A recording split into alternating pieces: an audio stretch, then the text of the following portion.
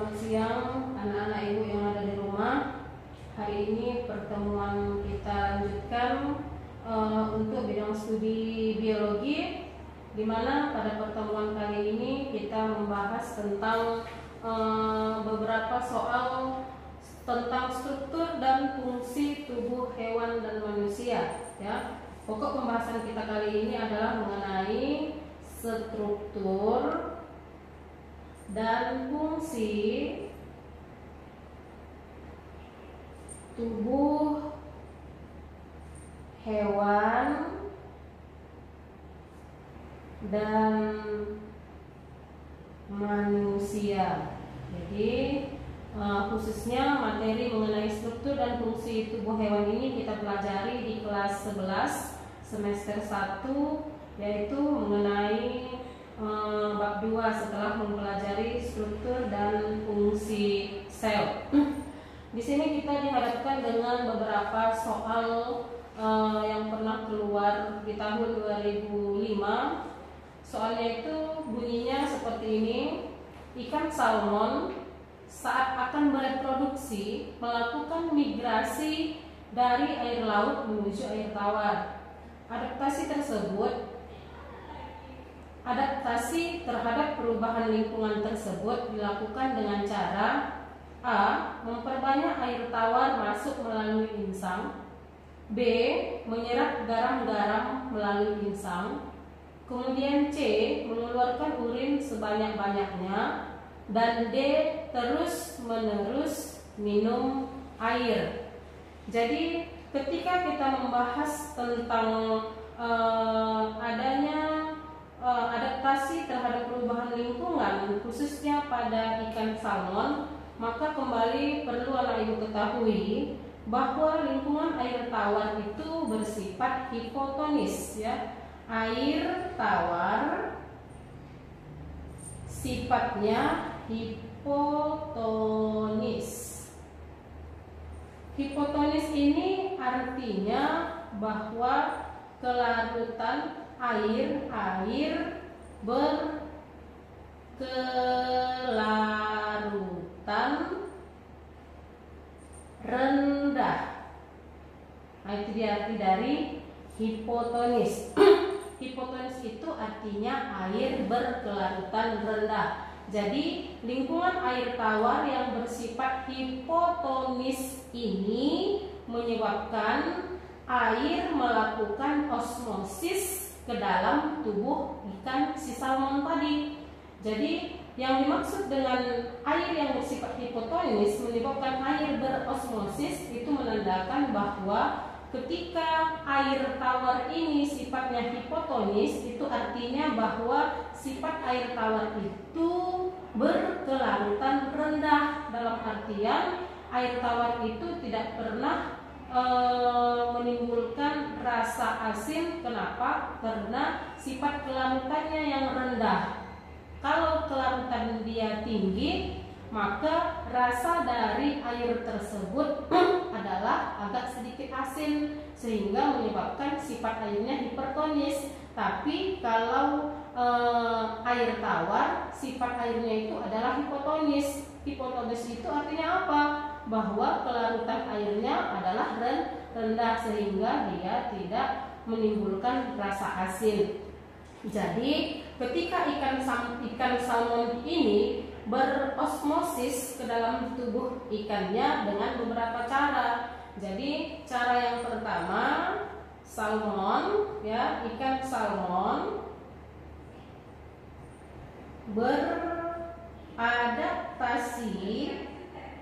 Ketika ikan salmon ini beradaptasi, maka dia melalui 3 cara. Yang pertama, ini bahwa ikan salmon sedikit minum, tetapi mengeluarkan urin yang banyak. Ini cara adaptasi salmon yang pertama. Kemudian cara adaptasi salmon yang kedua, dia mampu menyerap garam-garam melalui insangnya,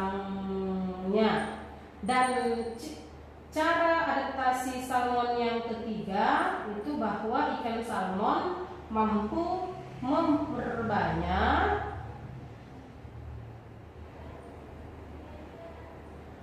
air tawar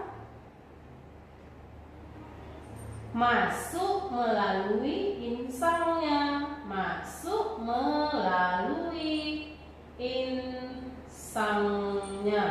Jadi, ketika kita melihat 3 model adaptasi salmon dengan lingkungan air tawar, kembali Bu jelaskan bahwa 3 cara itu. Yang pertama, sedikit minum tetapi mengeluarkan urin yang banyak. Kemudian yang kedua, dia mampu menyerap garam-garam melalui insangnya. Dan yang ketiga, dia mampu memperbanyak air tawar masuk ke dalam tubuhnya melalui insangnya. Jadi, ketika kita melihat soal bahwa adaptasi terhadap perubahan lingkungan tersebut dilakukan dengan cara, kita bisa mengambil option yang A, memperbanyak air tawar masuk melalui insang, karena itu kita peroleh dari ciri-ciri ketiga ketika ikan salmon itu beradaptasi dengan lingkungan air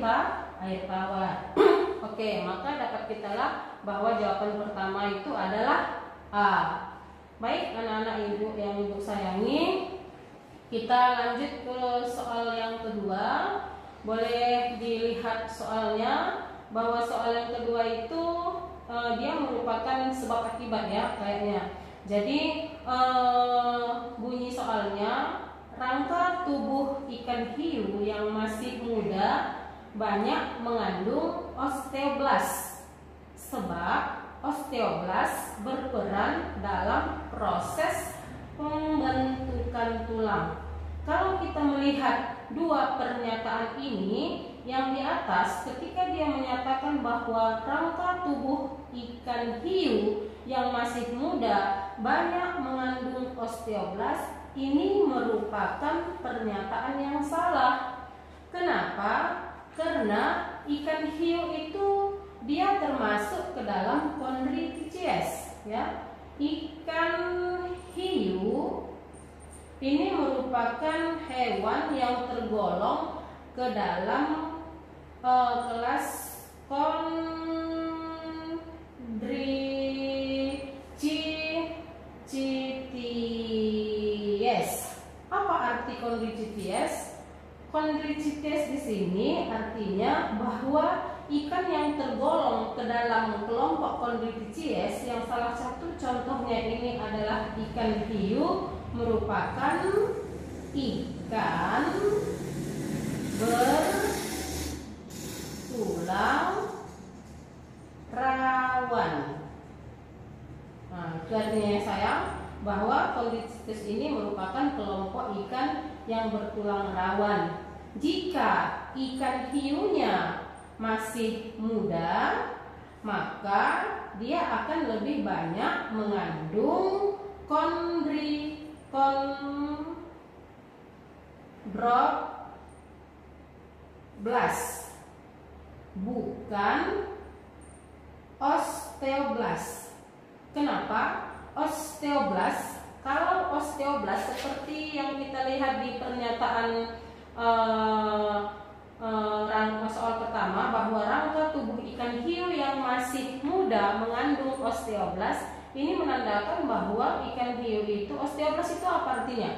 Osteoblast itu adalah bentuk tulang yang masih dalam bentuk embrio atau dalam masih bentuk janin, atau yang bisa kita sebut lebih logikanya bahwa tulang yang terbentuk pada ikan-ikan yang bersifat osteoblast itu berarti bentuk tulangnya masih masa pembentukan. Kenapa? Karena masih terjadi proses pembentukan tulang embrional atau janin, atau pembentukan di awal sebelum tulang itu berubah menjadi keras. Jadi kalau melihat dari pernyataan ini bahwa rangka tubuh ikan hiu yang masih bunda banyak mengandung osteoblast, pernyataannya adalah salah. Kenapa salah? Karena ikan hiu itu dia merupakan ikan yang bertulang rawan, sehingga dia dikelompokkan ke dalam kelompok kelas Chondrichthyes atau ikan bertulang rawan. Kemudian kita lihat sebabnya. Osteoblast berperan dalam proses pembentukan tulang. Pernyataan ini benar. Kenapa? Karena peran dari osteoblast itu adalah peran dari osteoblast atau fungsi dari osteoblast itu adalah sebagai proses pembentukan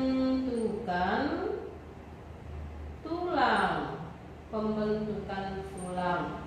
Jadi kalau kita bicara kembali tentang ikan hiu, di mana ikan hiu ini merupakan satu jenis makhluk hidup yang bertulang belakang atau yang dikelompokkan ke dalam pengelompokan hewan vertebrata, hewan vertebrata atau yang disebut dengan hewan bertulang belakang, khususnya bertulang belakang masuk ke dalam kelas Pisces. Jadi kalau kembali kita berbicara tentang vertebrata mengenai ikan hiu, bahwa di vertebrata ini memiliki satu filum chordata. Kalau anak ibu masih ingat tentang pembahasan kita yang lalu, filum chordata, di mana di chordata ini memiliki beberapa kelas. Kelas yang pertama adalah kelas Pisces, kemudian yang kedua adalah kelas Apes.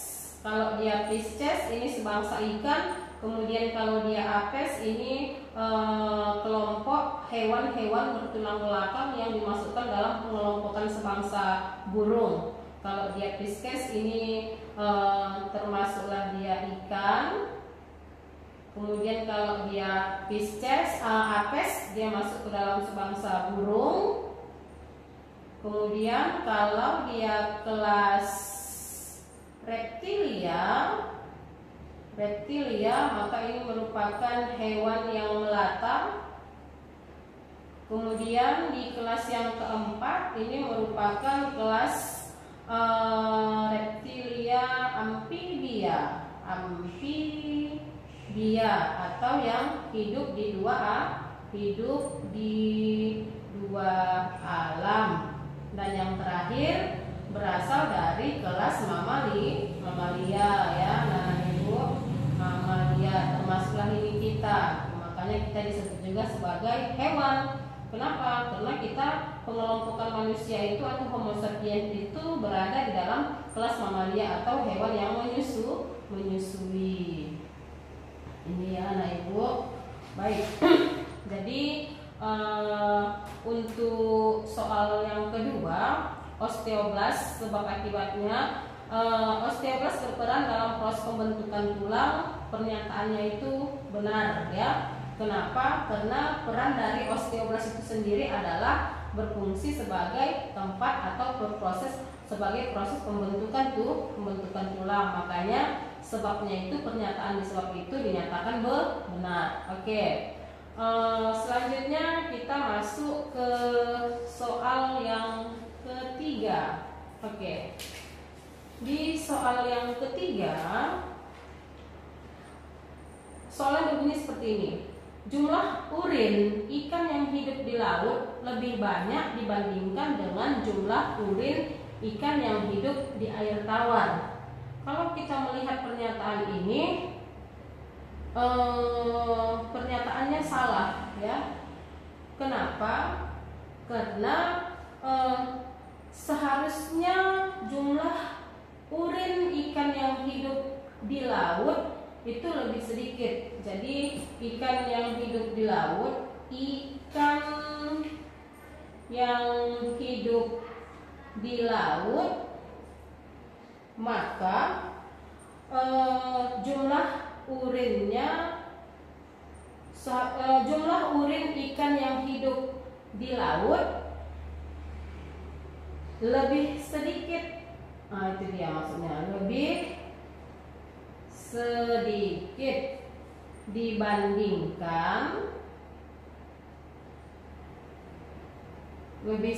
dibandingkan jumlah urin ikan yang hidup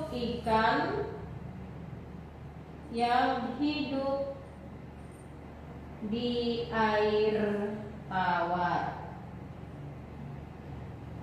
Nah, itu dia ya. Jadi ikan yang hidup di laut itu air urinnya akan lebih sedikit dibandingkan jumlah urin ikan yang hidup di air tawar. Kalau kita melihat dari pernyataan soal yang ketiga ini, jumlah urin ikan yang hidup di laut lebih banyak, padahal ikan yang hidup di laut itu jumlah urinnya lebih banyak dibandingkan dengan jumlah urin ikan yang hidup di air tawar, sehingga menyebabkan pernyataan yang di atas ini adalah salah.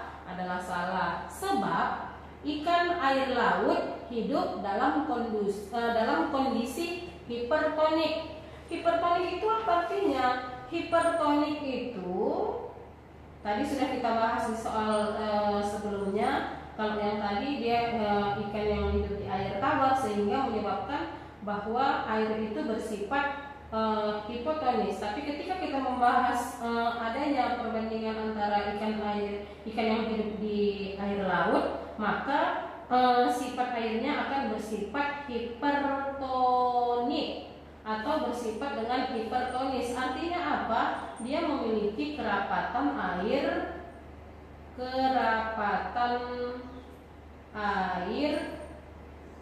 yang tinggi. Nah, sehingga menyebabkan kalau dia hipertonik berarti ini keadaan airnya di laut, dia bersifat hipertonis, menyebabkan kerapatan airnya tinggi, sehingga nanti ketika kita rasa airnya, maka rasa dari air laut itu akan sedikit asin dibandingkan air yang kita ambil dari air tawar yang tidak menimbulkan rasa apa-apa atau yang bersifat payau. Nah, seperti itu. Nah, jadi untuk soal ketiga ini, ketika kita melihat perbandingannya, ikan air laut hidup dalam kondisi hipertonis, sedangkan ikan air tawar hidup pada kondisi hipotonik. Pernyataannya adalah benar. Kenapa? Karena kembali kita mengulang dari yang Ibu jelaskan di awal tadi, bahwa ketika air tawar, maka sifat airnya akan hipotonik atau berkelarutan rendah, ya. Jadi kalau dia hipotonik, maka kelarutan atau kerapatan airnya bersifat rendah. Nah, itu perbedaannya. Sehingga dia bersifat tawar. Ini untuk air tawar. Sementara kalau ini yang bersifat hipertonis itu untuk air laut. Nah, sehingga kita simpulkan bahwa pernyataan yang menyatakan bahwa ikan air laut hidup dalam kondisi hipertonik benar. Kenapa? Karena kerapatan airnya tinggi sehingga menimbulkan rasa asin. Sedangkan air tawar hidup pada kondisi hipotonik. Hipotonik itu apa artinya? Hipotonik itu artinya bahwa kerapatan air tersebut bersifat rendah, tidak menimbulkan rasa asin, sehingga yang kita rasa itu adalah bersifat tawar. Maka pernyataan untuk soal ketiga ini adalah benar. Oke, masih semangat anak-anak ibu yang di rumah. Selesai kita di soal yang ketiga, maka kita lanjut ke soal yang keempat. Soal yang keempat ini kita lihat bersama-sama, dia diambil dari soal tahun 2001, di mana bunyi soalnya, bahwa sistem vena pulmo itu adalah paru-paru. Sistem vena cutaneus pada kata atau rana pipien, kata itu bahasa ilmiahnya adalah rana pipien, sementara vena itu adalah pembuluh balik ya. Jadi sistem vena cutaneus pada kata merupakan pembuluh balik yang berasal dari A. paru-paru dan ginjal. Paru-paru ini bahasa ilmiahnya pulmo, ginjal ini bahasa ilmiahnya ren. Kemudian B. paru-paru dan kulit. Paru-paru itu pulmo, kulit itu integumen. Kemudian C. paru-paru dan tungkai depan. D. paru-paru dan lengan. Dan E. paru-paru dan jantung. Mana pernyataan yang benar dari kelima option tersebut? Maka kembali kita membahas tentang sistem peredaran darah. Untuk membicarakan tentang pulmo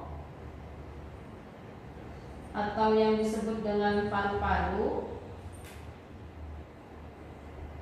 khususnya pada kata ini adalah rana pipien ya, dimana pada sistem peredaran darah kata ini hanya memiliki 3 ruangan saja. Kalau pada kata hanya memiliki 3 ruangan. 3 ruangan itu apa saja? Yang pertama, bahwa kata ini memiliki 1 ventrikel,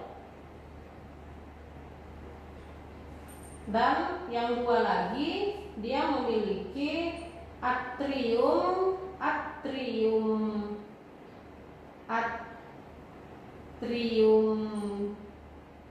kiri, dan yang kedua atrium kanan. Jadi kalau beda dengan manusia ya, kalau manusia kita memiliki 4 ruangan. 4 ruangan itu yang mana? 2 ventrikel, dalam artian kalau ventrikel artinya bilik. Jadi kalau manusia dia 4 ruangan, kalau dia kodok atau katak dia 3 ruangan. Kalau dia manusia 2 ventrikel kiri, ventrikel kanan, atau yang disebut dengan bilik kiri, bilik kanan, dan 2 lagi atrium kiri, atrium kanan, atau yang disebut dengan serambi kiri dan serambi kanan. Sementara kalau pada kata dia hanya memiliki 3 ruangan saja. 3 ruangan ini terdiri dari 1 ventrikel atau 1 bilik saja, dan 2 atrium atau 2 serambi kiri dan serambi kanan. Itu dia. Jadi singkatnya bahwa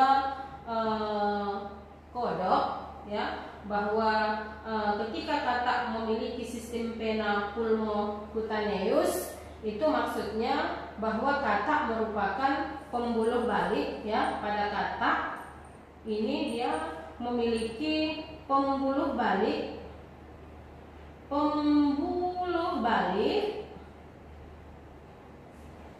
yang berasal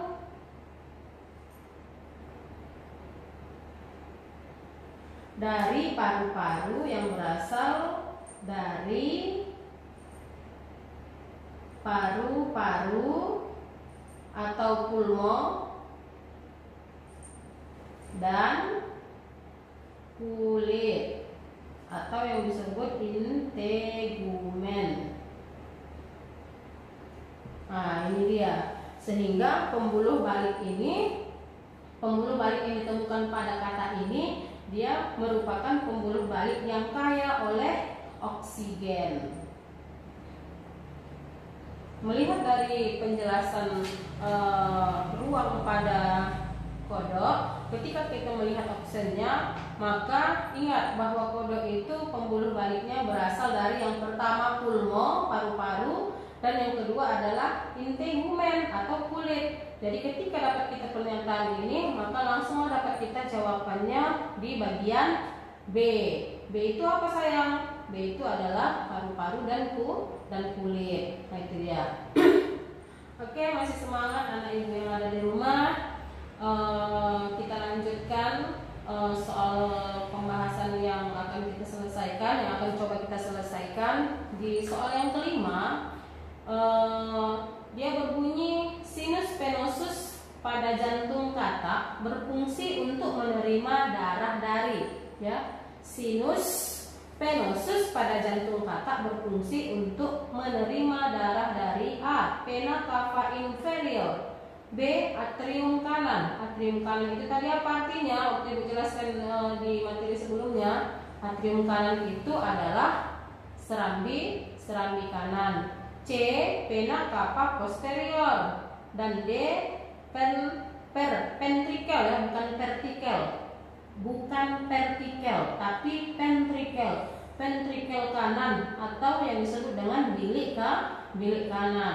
Nah, jadi untuk membahas soal yang nomor 5 ini, maka kembali kita dihadapkan dengan pembahasan yang hampir sama dengan materi yang ada di nomor 4 tadi, bahwa kata itu memiliki 3 ruangan. 3 ruangan itu apa? 1 ventrikel dan 2 atrium, 1 serambi dan 1 bilik dan 2 serambi. Serambi apa? Serambi kiri dan serambi kanan. Dimana sifat dari ventrikel ini dia berbentuk seperti kerucut, kemudian dia berdinding tebal. Kemudian sinus venosus yang dimaksud oleh soal itu merupakan kantung yang berbentuk segitiga, ya. Sinus conosus, sinus venosus ini merupakan kantung berbentuk segitiga, kantong yang berbentuk segitiga dan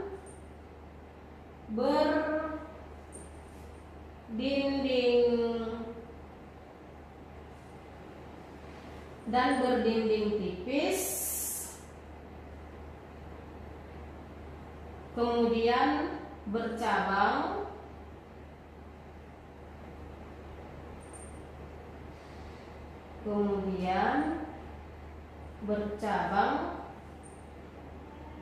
menjadi arteri,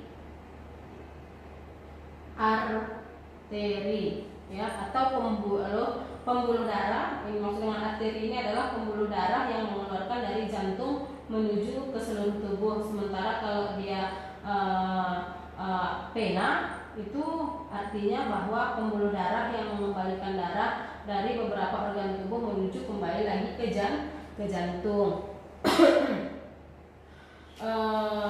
Jadi kalau kita melihat dari soal yang nomor 5 ini, bahwa sinus venosus pada jantung kata itu berfungsi untuk menerima darah dari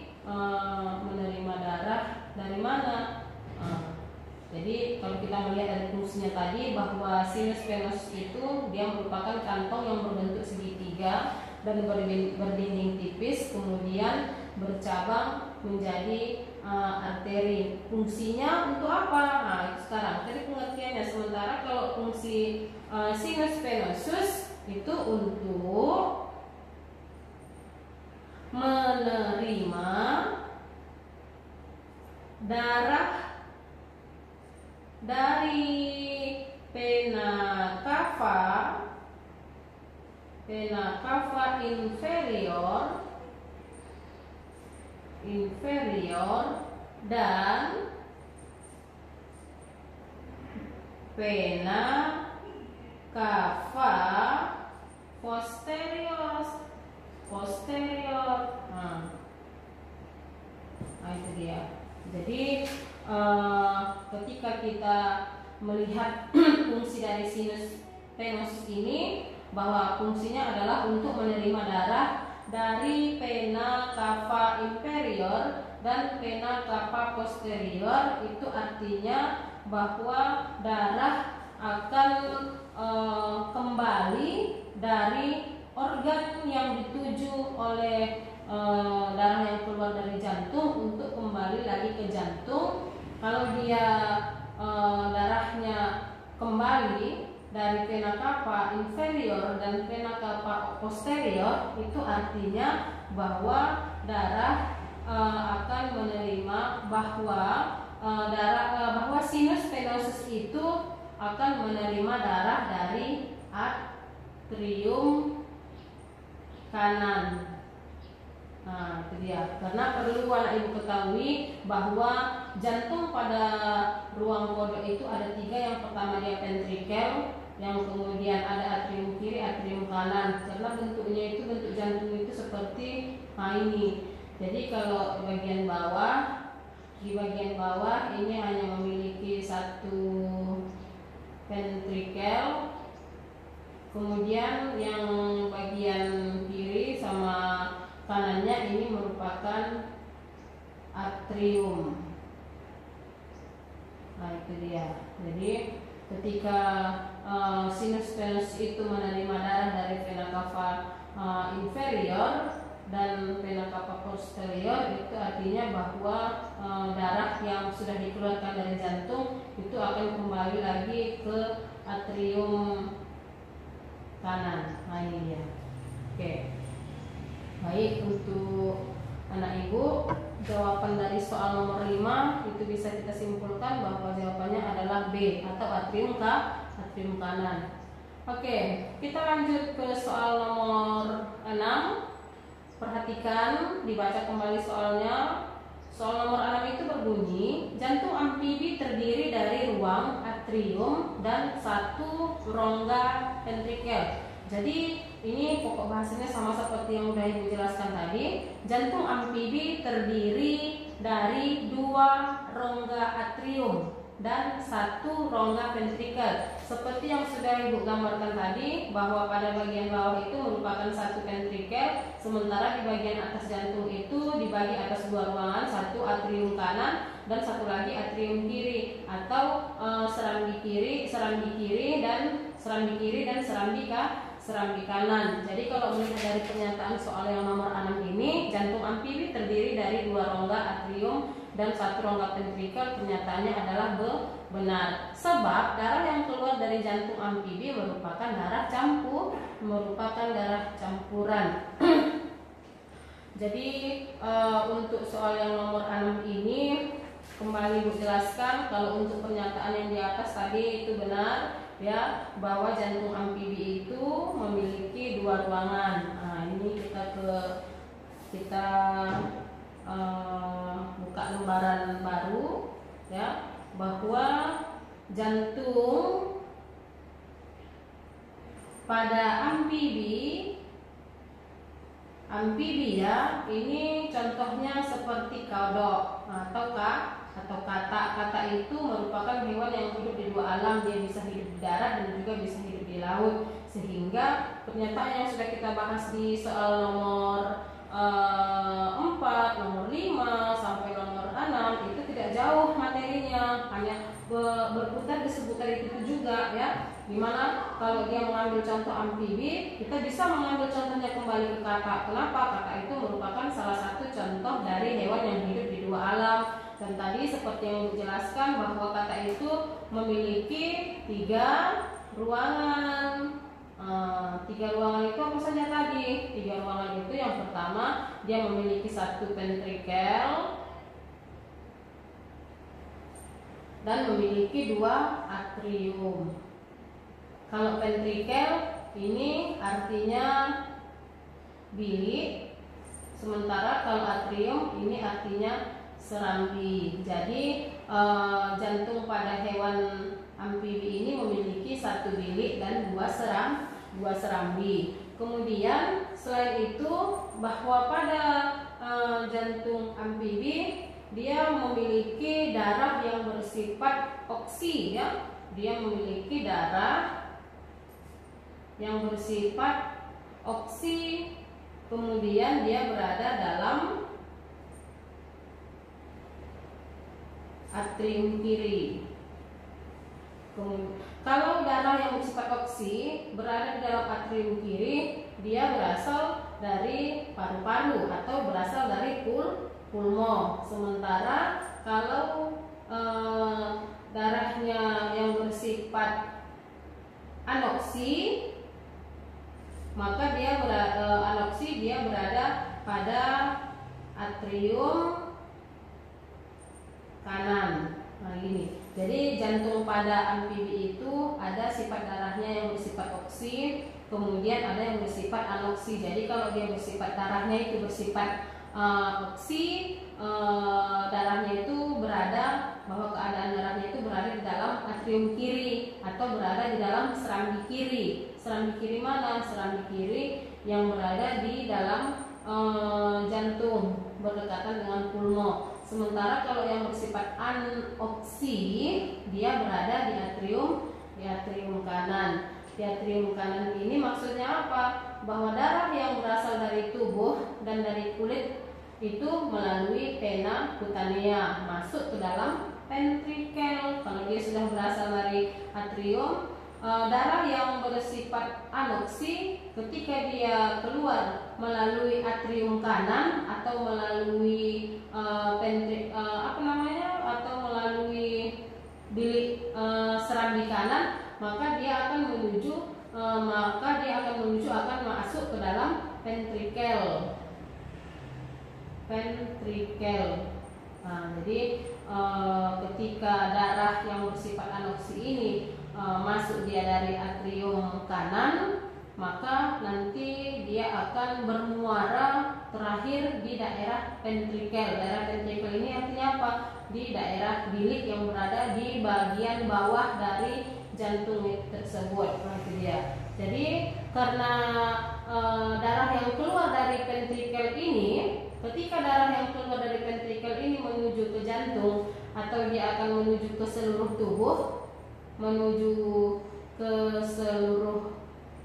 tubuh, ini semuanya merupakan darah campuran. Darah campuran ketika tadi darahnya keluar dari atrium maupun ventrikel. Maksudnya seperti ini. Kita ketahui bahwa jantung amfibi itu kan memiliki 3 ruangan. Yang pertama dia ventrikel, yang kedua dia atrium. Kalau jantung amfibi itu hanya memiliki 1 ventrikel saja dan memiliki 2 atrium, maka jadilah ruang pada jantung itu ada 3. Ketika darah yang berada di daerah ventrikel saja, maka itu darahnya nanti akan kembali lagi ke jantung melalui atrium. Nah, jadi kalau dia berasal dari atrium, ketika darah itu berada dalam atrium atau di dalam serambi, maka sifat darahnya disebut dengan oksi. Sementara ketika darah itu berada di atrium kanan, maka sifat darahnya itu bersifat anoksi. Dimana ketika darah yang bersifat anoksi ini keluar dari atrium kanan atau yang disebut dengan serambi kanan, maka nanti dia akan dia akan masuk kembali ke ventrikel. Kenapa? Hanya di ventrikel saja, berhubung jantung amfibi itu hanya memiliki 1 bilik saja. Beda kalau untuk manusia. Kalau untuk manusia dia memiliki 2 bilik atau 2 ventrikel. Jadi ketika darah sudah berada di ventrikel, maka jantung akan mengalirkan darah ini ke seluruh tubuh. Ketika darah sudah sampai ke seluruh tubuh, dalam artian dia sudah sampai ke jantung, dia sudah sampai ke ginjal atau ren, dia sudah sampai ke hati, ke semua organ yang ada di dalam tubuh kita, maka darahnya itu disebut dengan darah campuran. Nah, itu dia. Jadi kalau melihat pernyataan dari soal yang nomor 6 ini, sebab ya jantung amfibi terdiri dari 2 rongga atrium dan 1 rongga ventrikel, itu benar ya, amfibi. Karena kita ambil contohnya seperti kodok. Kodok itu memiliki 3 ruangan. Sebab darah yang keluar dari jantung amfibi merupakan darah campuran. Iya, itu benar. Karena darah campuran yang dimaksud di soal itu merupakan darah yang dialirkan dari jantung melalui ventrikel dan atrium yang dioper melalui ke seluruh tubuh, ke semua organ yang ada dalam tubuh kita, sudah merupakan darah campuran. Nah, itu dia. Oke. Anak ibu yang ibu sayangi, kita masih memiliki beberapa soal lagi.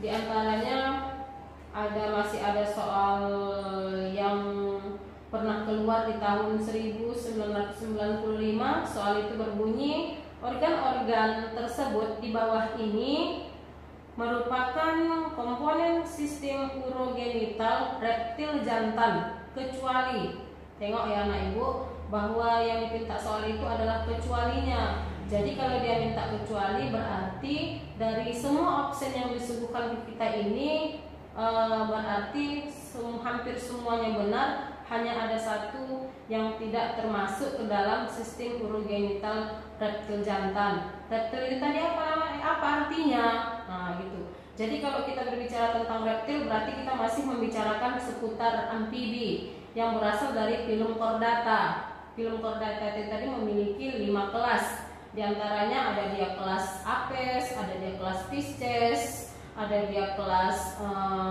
amfibia seperti yang keluar di soal nomor 6 tadi. Kemudian ada dia reptil. Reptil ini merupakan kelompok hewan melata. Nah itu dia ya. Tetapi yang dipinta soal ini adalah sistem urogenital reptil jantan. Untuk membahas tentang sistem urogenital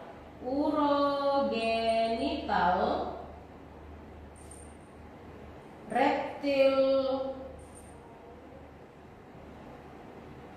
jantan, dia memiliki 2 sistem ya. Yang pertama, ini ada yang disebut sebagai sistem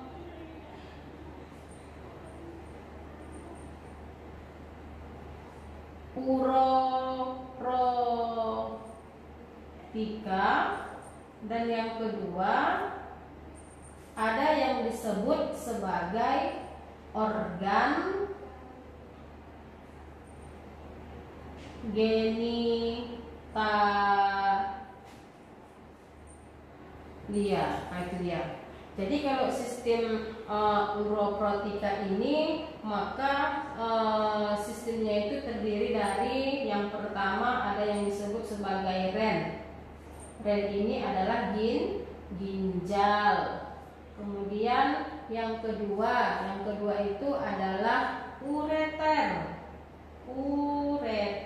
Ureter ini apa artinya sayang? Ureter ini, yang dimaksud dengan ureter adalah saluran kemih. Kemudian yang ketiga, selain ureter ada apa lagi? Ada vesika urinaria. Apa yang dimaksud dengan vesika urinaria? Yang dimaksud dengan vesika urinaria adalah kandung kemih.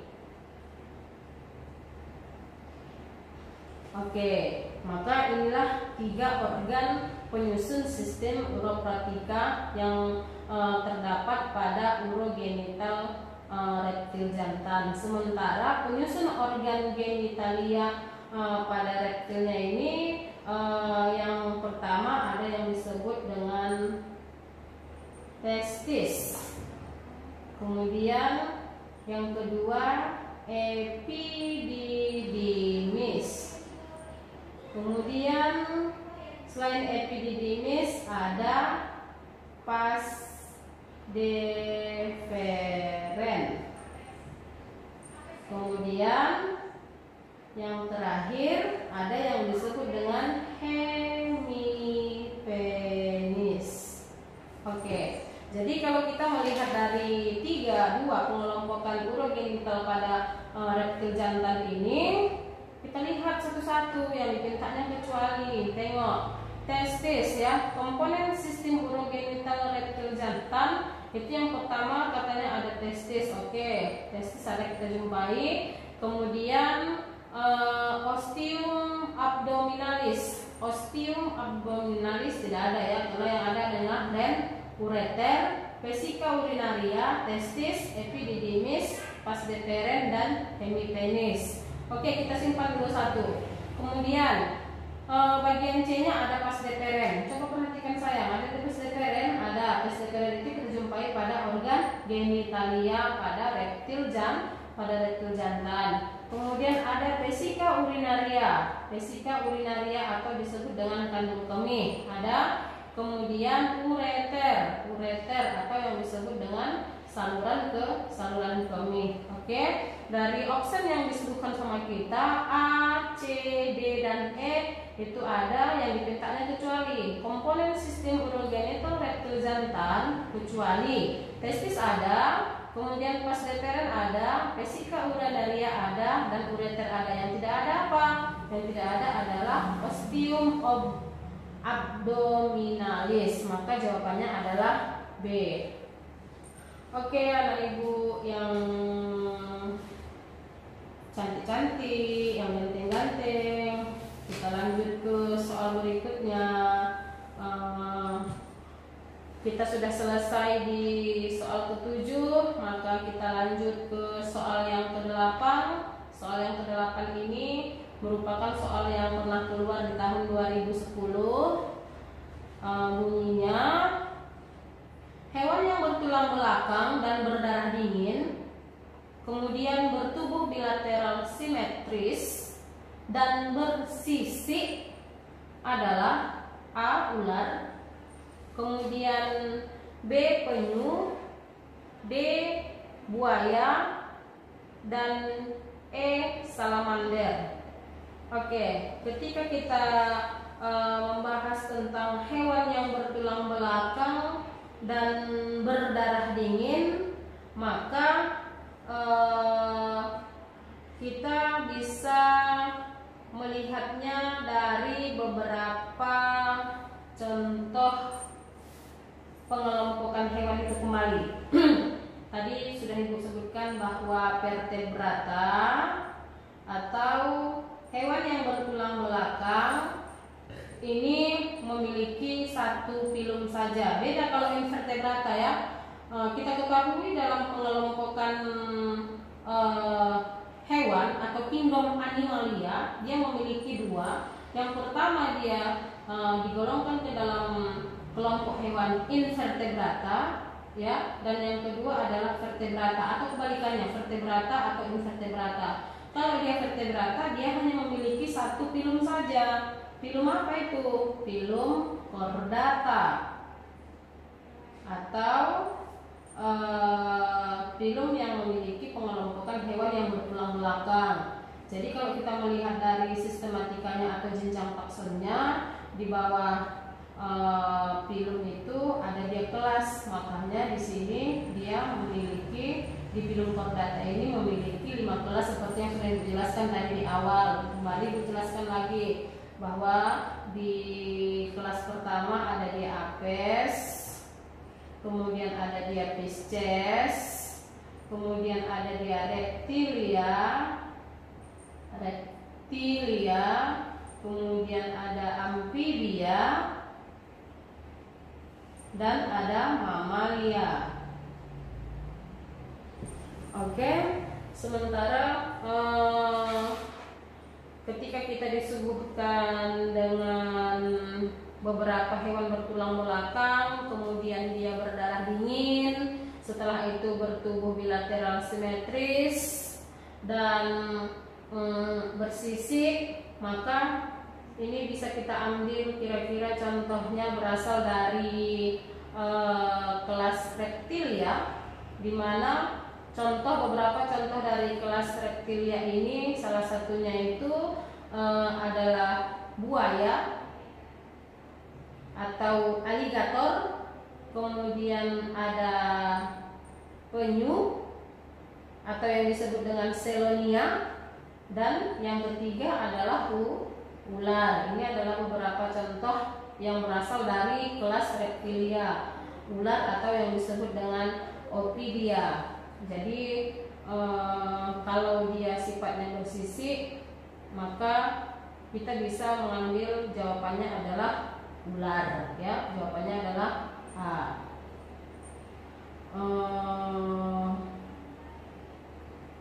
Karena kalau yang bersisik itu, kenapa kita menjawabnya A, ular? Karena kita bisa melihat contoh beberapa jenis ular seperti ular kobra, Dimana kalau kita amati bentuk permukaan kulitnya, maka bentuk dari tubuhnya itu bersisik. Nah itu dia, ya. Oke, kita lanjut ke soal nomor 9. Penguin merupakan jenis burung yang tidak dapat terbang karena kerangkanya tidak mempunyai A. Clavicula, B. Furcula, C. Coracoid, D. Scapula, dan E. Crista sterni. Untuk soal yang ke-9 ini, maka kita perlu kaji ulang kembali bahwa tulang dada pada burung itu memiliki beberapa tonjolan-tonjolan yang disebut dengan crista sterni. Nah, itu ya. Crista sterni. Apa yang dimaksud dengan crista sterni? Crista sterni ini adalah kelompok hewan Crista sterni. Yang dimaksud dengan Crista sterni ini merupakan kelompok hewan yang memiliki tulang dada, kelompok hewan yang memiliki tulang dada khususnya pada burung yang bersifat tonjolan. Nah itu maksudnya, yang bersifat tonjolan yang disebut dengan crista sterni atau yang disebut juga dengan limas tulang dada, dan dia memiliki 3 pasang ya. Kalau pada burung, ini burung memiliki juga, selain dia memiliki crista sterni, dia juga memiliki selain dia memiliki crista sterni, dia juga memiliki spina sterni. Jadi kalau pada burung ini dia memiliki, yang pertama ada crista sterninya, kemudian dia memiliki spina sterni. Yang dimaksud dengan crista sterni itu adalah kelompok hewan yang memiliki tulang dada ya, yang berbentuk tonjolan. Sementara kalau dia spina sterni ini merupakan taju pedang, taju pedang yang terdapat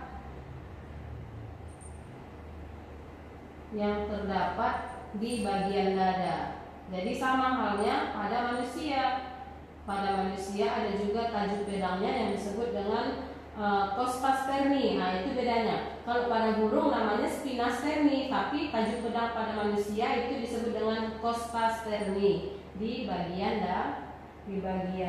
dada. Jadi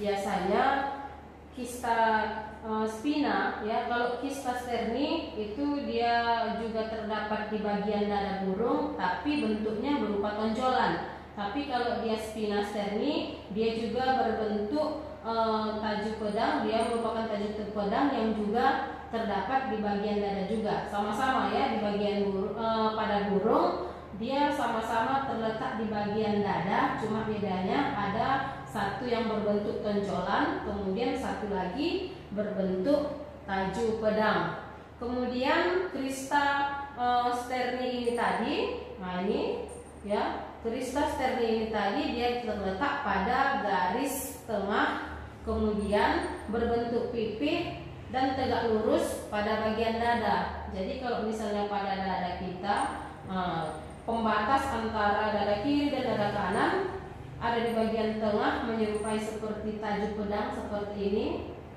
Nah, ini taju pedang, maka inilah yang dimaksud sebagai spina sterni.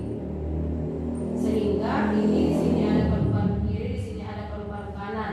Sama halnya dengan manusia juga. Jadi ini kan bagian dadanya. Kemudian di sinilah bagian tulang rusuk ya. tulang rusuk palsu, tulang rusuk sejati, maupun tulang rusuk rawan. Oke. Di bagian tonjolan pada burung tadi dia berguna, ya. Bagian tonjolan atau kristas terni yang terdapat pada burung ini berfungsi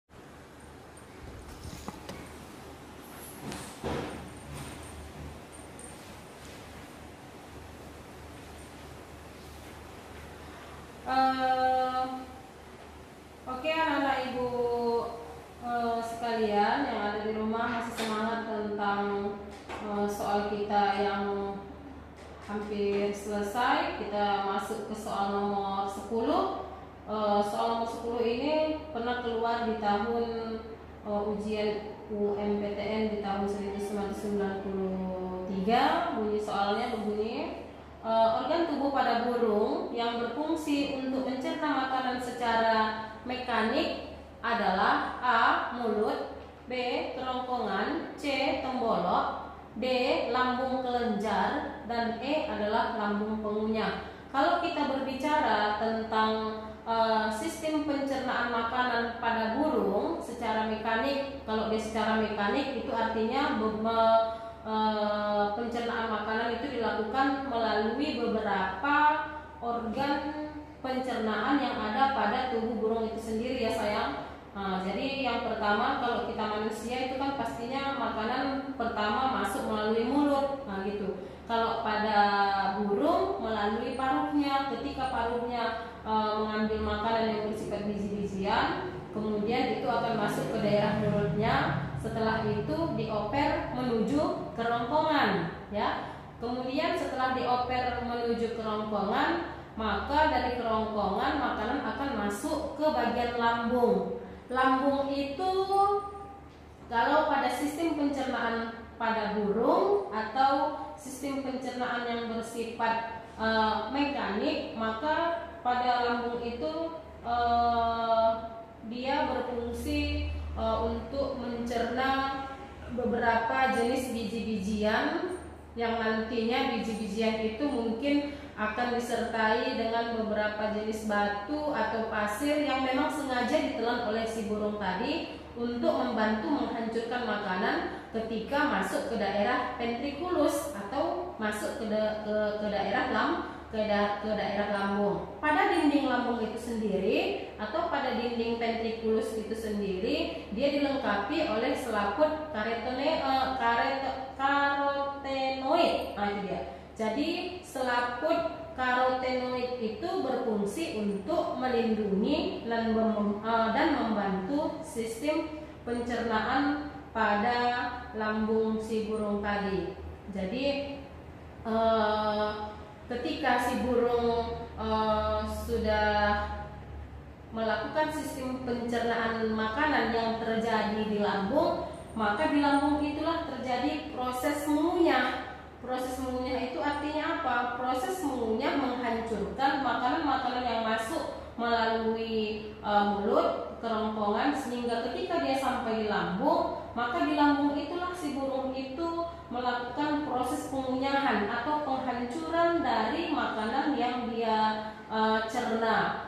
Apalagi biasanya kalau burung itu kan makanannya bersifat biji-bijian. Jadi ketika makanan itu sudah sampai di lambung, maka di lambung itulah terjadi proses pengunyahan atau penghancuran makanan, sehingga nanti makanan yang masuk ke lambung itu berubah menjadi kim atau menjadi bubur. Dan setelah berada di lambung itulah nanti bagian substrat yang berasal dari makanan akan diproses untuk menjadi darah-darah yang berkualitas, sementara sisanya akan dikeluarkan dalam bentuk feses. Jadi untuk jawaban dari soal nomor 10 ini, jawabannya ada di lambung atau di ventriculus yang berfungsi untuk mengunyah. Ya, atau jawabannya adalah E.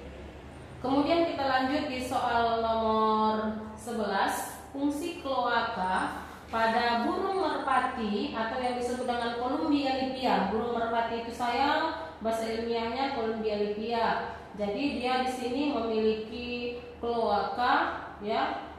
yang fungsinya sebagai alat apa? Apakah dia sebagai alat ekskresi, apakah dia sebagai alat defekasi, atau dia sebagai alat reproduksi maupun sebagai alat respirasi. Kembali Ibu jelaskan bahwa ekskresi itu artinya sistem ekskresi merupakan sistem pengeluaran atau organ pengeluaran pada beberapa jenis hewan ya. Sistem ekskresi itu artinya sistem pengeluaran. Kemudian kalau dia B defekasi itu artinya rasa ingin buang air besar. Itulah artinya kalau defekasi. Sementara kalau reproduksi itu adalah sistem reproduksi atau sistem memperbanyak keturunan ya, sistem reproduksi. Sementara kalau dia sistem respirasi itu artinya sistem pernapasan. Burung atau kloaka yang terdapat pada burung merpati atau kloaka yang terdapat pada burung Colymbia,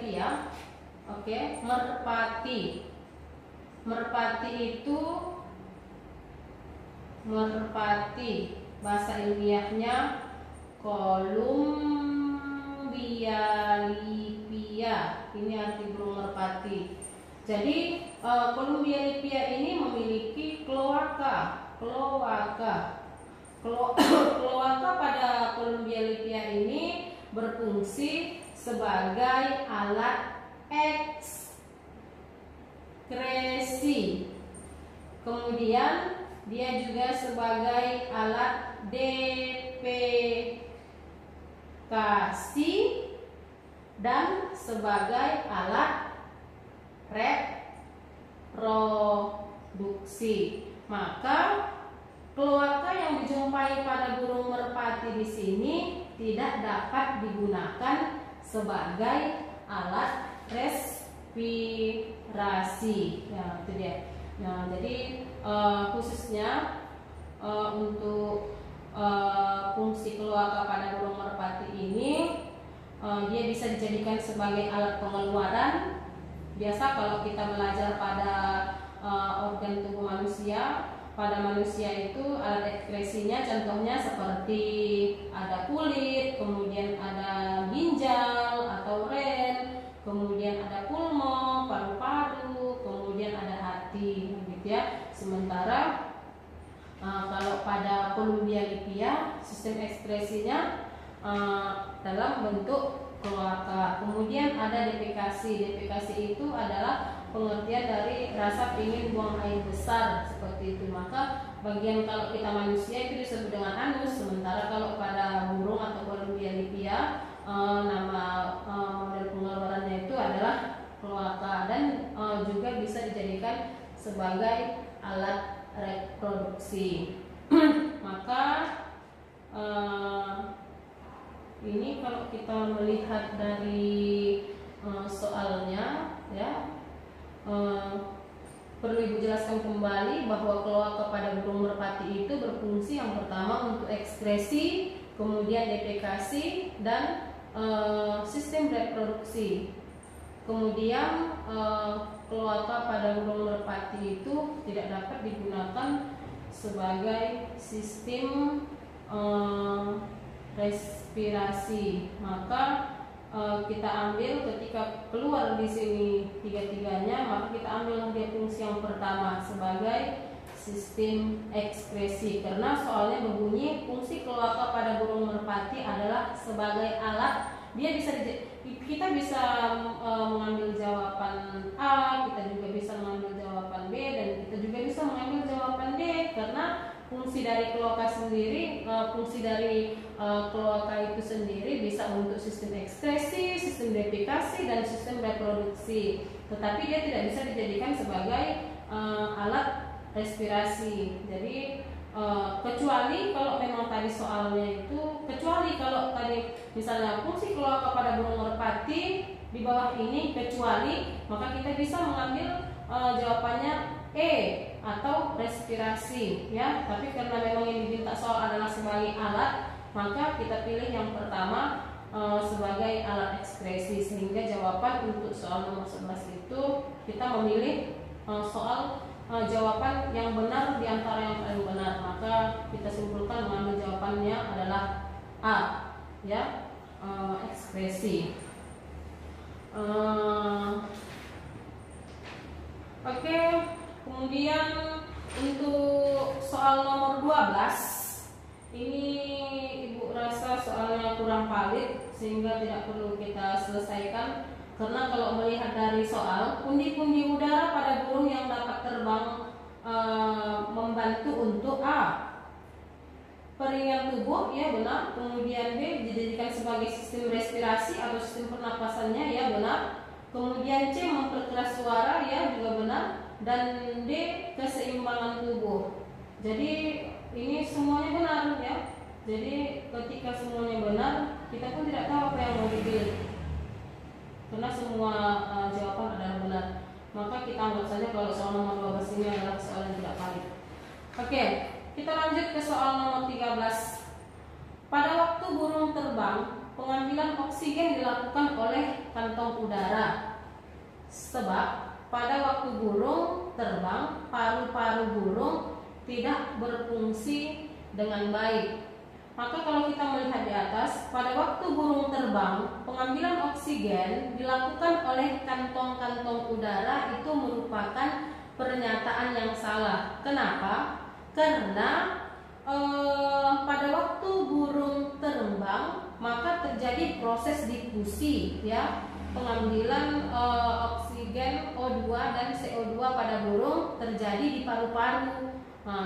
Dan ketika terjadi pengambilan oksigen dan CO2 itu di paru-paru, baik itu secara ekspirasi maupun secara inspirasi, apakah pada saat memasukkan udara ke dalam sistem pernapasannya, ke dalam sistem respirasinya, maupun pada saat mengeluarkan udara dalam proses ekspirasi dalam bentuk CO2. Nah, itu dia. Sehingga dinyatakan bahwa kalau bunyi pernyataannya seperti ini adalah salah. Kenapa? Karena pada waktu burung terbang, pengambilan oksigen dilakukan pada kantong-kantong udara.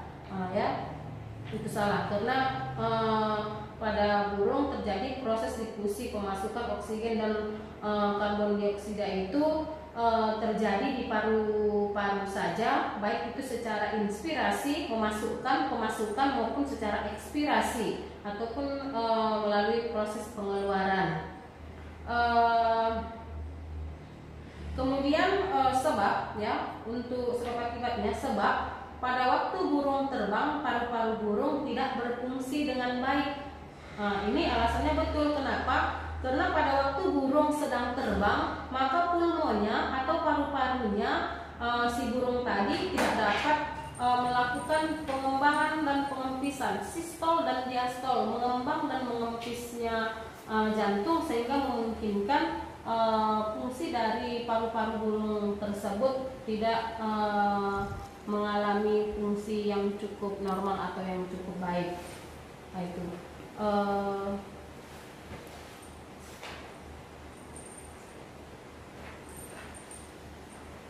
Oke, kita masih ada 2 soal lagi.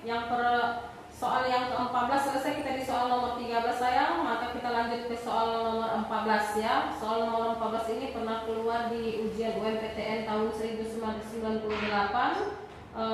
Bunyi soalnya, bentuk paru burung dapat menentukan jenis makanannya. Bentuk paru burung dapat menentukan jenis makanannya.